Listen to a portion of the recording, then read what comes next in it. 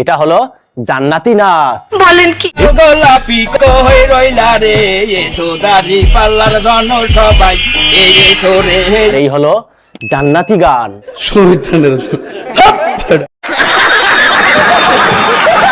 আপনাদের ঘরের মেয়ে হিসেবে, আপনাদের বাড়ির মেয়ে হিসেবে, আপনাদের পরিবারের একজন হিসেবে আপনাদের কাছে আমি একটা ভোট চাই।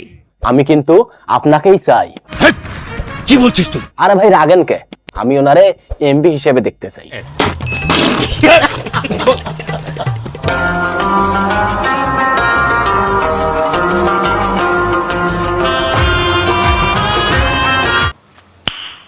নাইস।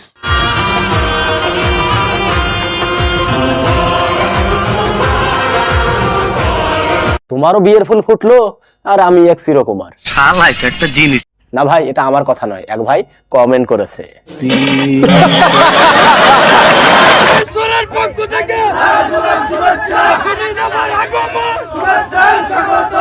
তোদের কপাল খারাপ রে।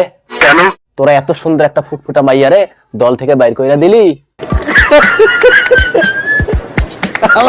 কয় কি?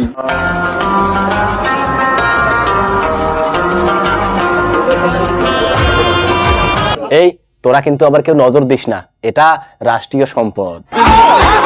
যখন তোমার কেউ ছিল না তখন ছিলাম আমি, এখন তোমার সব হয়েছে। শালা একটা বলদ, এত সুন্দর মাইয়াডারে পর কইরা দিল।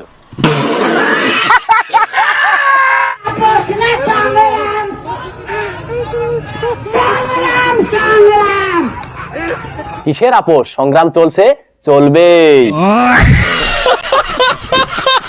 কিন্তু এই দেশের মাফিয়া ডন, আমাকে ভয় দেখাবেন না। রাষ্ট্র এই যে সেনাপ্রধানকেও বলছি, আমাকে ভয় দেখাবেন না। আমি আন্তর্জাতিক লোক, বাইডেন ওবামার লোক।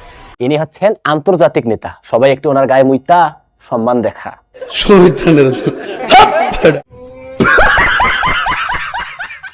এবার তোফা শেখ হাসিনাকে কবরস্থানে পাঠাতে হবে, এই একদম। তোর মাথা নষ্ট।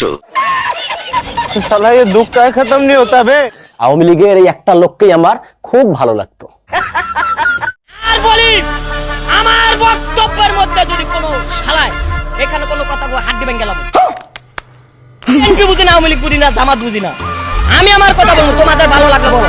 আমার কিন্তু লাডি আছে ওইখানে রাইখা দিছি। কয় কি? আমি কেউ ডরাই না, এই খারুলের সাথে লাগবে না। আমি আওয়ামী লীগকে ডরাই না, আমি বিএনপিকে ডরাই না।